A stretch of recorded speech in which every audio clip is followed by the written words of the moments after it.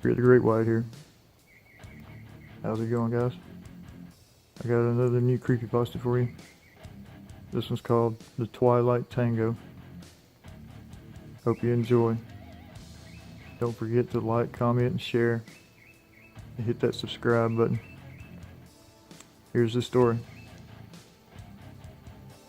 In the late summer of 1965, two unknown and unidentifiable bodies were found washed up on a beach just north of Fish Creek, Wisconsin, located approximately 10 meters from the low tide point.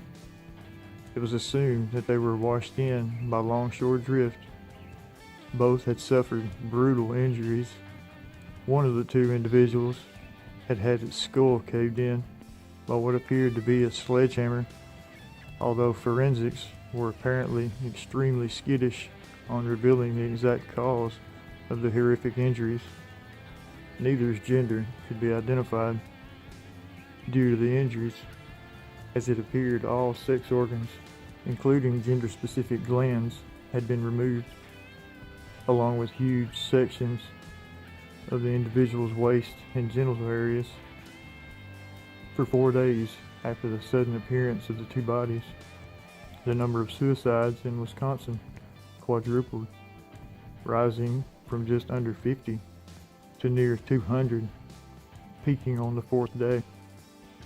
However, on the 5th day, the bodies went missing from Green Bay Forensic Lab, and when police pursued leads, they tracked one of the bodies to a farm 15 miles south of Green Bay itself. The farm had been abandoned, apparently for months, with part of the farmhouse partially collapsed. Within the rubble, they found the body, which was now charred. It appeared as if whoever had taken it had attempted to cremate the corpse. The second body was unable to be located even after extensive excavation of the site. The body had clearly not been buried. An official report was made by the Green Bay Police Department, stating, "The initial search was unsuccessful at locating the secondary body, although traces of a similar DNA have been found scattered around the edge of the farmyard.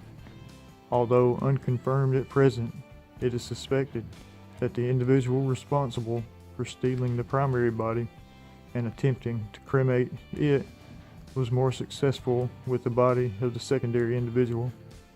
As of 28 September 1965, no new leads have been found. Case is declared still open, but task force has been reduced due to shortage of officers. The case was only manned by 4 officers, whose official names have remained secret for security reasons. The most senior of the 4 officers was only referred to in documents as Charlie Gray. The case was long overlooked by other officers, and Charlie Gray became a mocking 70s term in the Wisconsin Police Department for a layabout officer, or one who simply acted as if he was working. Then, on May 11, 1986, when the 3 remaining officers arrived at the police department, they were greeted by a single black tape lying on the front desk. Attached to the top was a white label entitled Falsus Immortalis Vapulus Eximo. The tape was put through an X-ray machine to ensure it was not a bomb, and it passed the test. The 3 officers watched the video, but realized it was mostly static. They were forced to endure the static for 5 hours, until after 5 high-pitched bleeps, the video violently cut in. It was grainy in grayscale, and the person holding the camera was consistently causing it to shake, making analysis of the video difficult. However, it was clear that a person, assumed to be a woman from the screams, had been hogtied.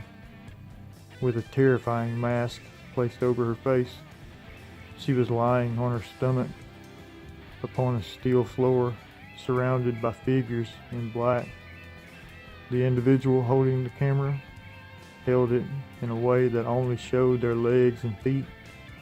The police watched in horror as one of the figures knelt next to the woman, his face still concealed, and removed a length of barbed wire from his overcoat. He proceeded to wrap a vicious coil around the woman's neck, accompanied by horrific wails of agony from the woman. The figure turned his head as if to look at the camera, but he stopped just before his face could be seen. He raised a splayed hand to his face. Just as suddenly as it had begun, the video cut out, leaving the officer stunned and staring at a void-like screen of black. The police were baffled, unsure as to the video's origin. They archived the tape into storage, but with no leads. The tape followed the same path as the Green Bay Bodies incident. It was to be 3 years later that the next tape arrived, this time labeled Famulus Ostendo Umbra Rex. This time, only 4 hours of the tape were static, and only 4 bleeps were heard before, once again, the video suddenly appeared. This time, the woman was more clearly visible, and she was tied in a straitjacket, once again wearing the terrifying mask. A figure approached her, and she visibly recoiled from him, but she was clearly unable to go far.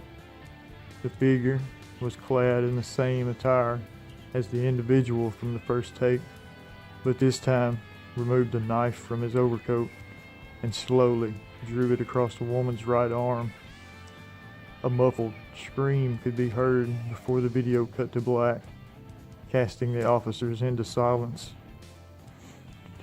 Since the arrival of the first tape, 2 of the officers had been replaced, with only Charlie Gray remaining of the original 4 officers. He sensed a pattern and noted that the first letters spelled 2 words, 5 and 4. Knowing this, it was obvious that 3 more tapes were to come. Dread filled all 3 present, knowing that they were barely down the rabbit hole yet. Tapes 3 and 2 are clouded in mystery, but the first 2 tapes were translated to discover the English phrases false, immortal, beaten to free, and servant show the Shadow King. The officers were now sure that a strange cult was responsible for the tapes and sent out reports to other Wisconsin police departments to investigate any cult-like activities. It was unknown whether or not the tapes were genuine or just a hoax, but they appeared to show horrific cult rituals, and so were followed for good reason.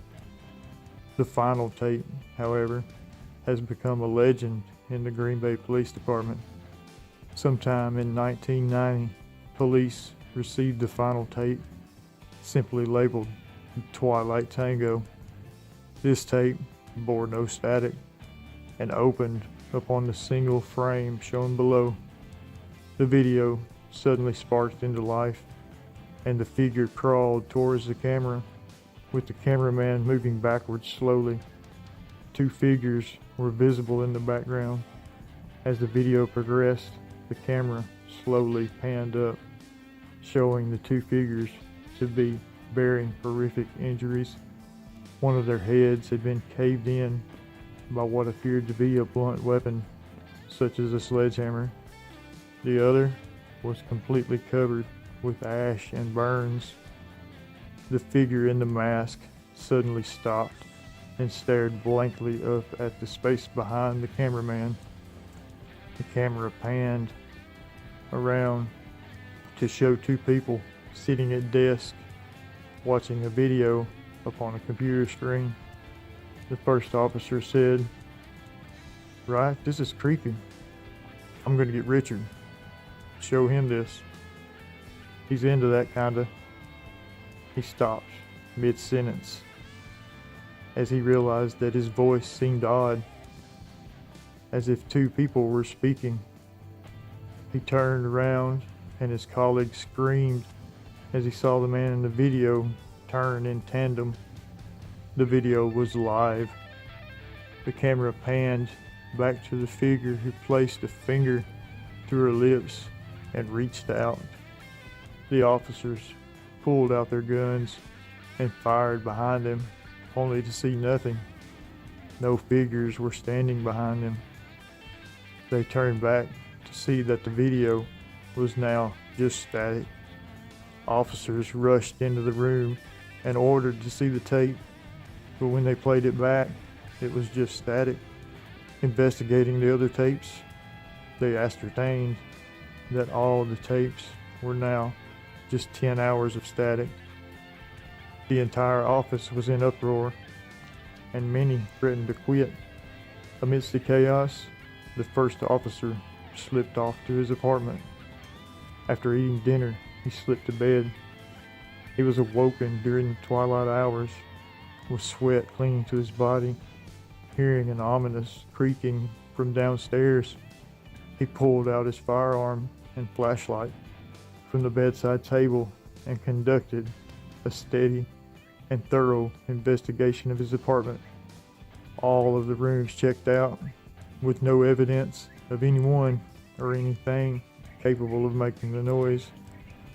Upon returning to his bedroom, however, he discovered a tape upon the bed.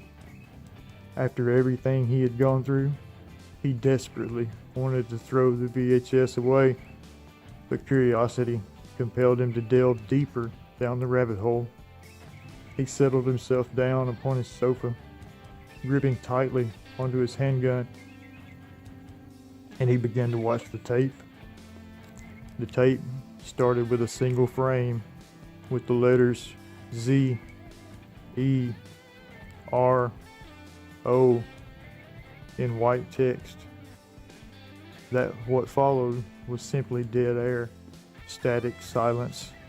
A hauntingly quiet half hour dragged on as he watched, too scared to get up and turn the TV off. Eventually, the man mustered the courage to stand up. He approached the TV and pressed the power button. The static remained on screen. Confused, he tried again, but to no avail. Leaning down, he unplugged the power, finally garnering a black screen for his efforts. He heaved a sigh of relief and was horrified to realize that his was not the only voice he could hear. With mounting dread, he slowly peered beneath the television stand, his heart pounding in his mouth. His vision slowly crawled past the wires, ports, and dusty sections of electronics. Finally, he saw the floor in front of his television, empty, just carpeted floor. The dim illumination from streetlights outside, and the fleeting glimpses of dust. Sweating pouring down his back, he repeated his search, locking every door behind him as he went from room to room. Finally, he crawled back beneath the sheets of his bed.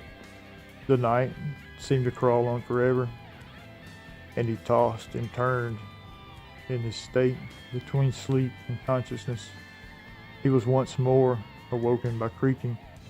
Immediately, he threw himself onto the floor beside his bed, gazing up to the space on the other side of his bed to see nothing.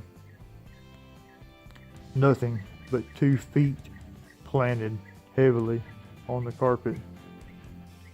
They were on the balls of the foot, suggesting that the individual was leaning over the bed. It was just then that he felt the cold breath on the back of his neck. The officer was found dead on the pavement, 17 floors beneath his apartment window. His death was categorized as suicide, and it was added to the growing number. The number of suicides had quadrupled over 4 days, and reports of strange VHS tapes being sold containing only static are on the increase. What's up, guys? It's me, Fear the Great White. Hope you enjoyed that story. That was one that kind of creeped me out a little bit, especially if y'all could see the picture that I was looking at. If you like this story, like, comment, and share. If you want to become a part of the Fear family, hit that sub button. Don't forget to click the bell if you want to get notified. I love y'all. Thanks for watching. I'm Fear the Great White. Peace. I'm out. Bye.